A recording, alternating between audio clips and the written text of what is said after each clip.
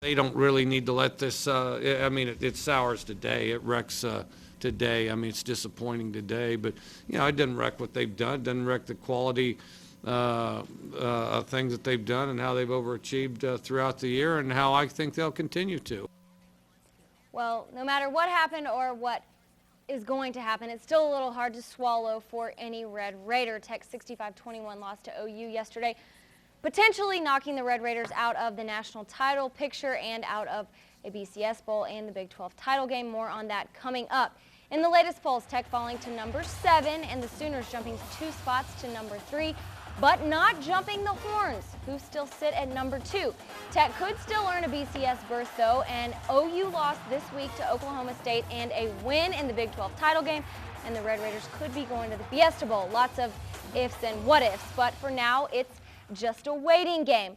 The Red Raiders laying claim to all kinds of firsts yesterday. The 65 points, the most given up by Tech in school history. And for the first time, the Red Raiders didn't score in the first quarter this season. OU with 219 more yards of offense than Tech. And Red Raiders 1 of 13 on third down conversions against the Sooners. For more on the loss to OU, here's KLBK's Brandon Rowie from Norman. 15, great move, 10, 5, touchdown Oklahoma. Well, it was supposed to be the biggest game in school history. It was supposed to be another chance to keep the national championship hopes alive, a chance for Graham Harrell to seal up the Heisman Trophy. Instead, though, just turning into a 44-point blowout. Touchdown Oklahoma over the left side. Unstoppable Chris Brown. I think we really wanted to do well, and then I think we went out and overtried. I think rather than just do little routine things, felt like we had to make the super play each time. And then I felt like we squandered the first half trying to make too much happen, trying to be too good, allowing ourselves to get frustrated with the slightest of adversity. Come on, you know, doesn't somebody expect good things to happen? The positive is they wanted to do really well. The negative is it manifests itself in a horrible way. Pass upfield, intercepted at the 48 in Tech territory. Well, then, of course, we got behind and we had to take some chances, and those went against us, you know.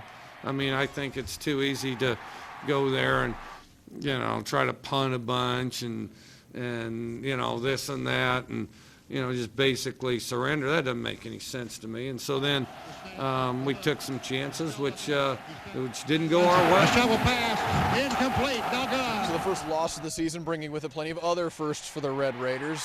The defense gives up 300 yards rushing for the first time all year. Graham Harrell, who'd only been sacked 5 times all season, sacked 4 times on Saturday.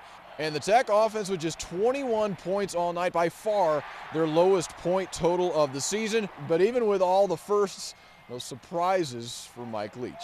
And I know that it's fun for you guys to act like that there's these elaborate bag of tricks, and that I don't, you know, I've never, it's always puzzled me about the media. A lot of guys in the media, they think that it's this bag of tricks and it's this series of fooling one another that ultimately makes or breaks a football game. That's not the case. Oh my gosh, were you surprised that they lined up with 2 safeties? No, I wasn't.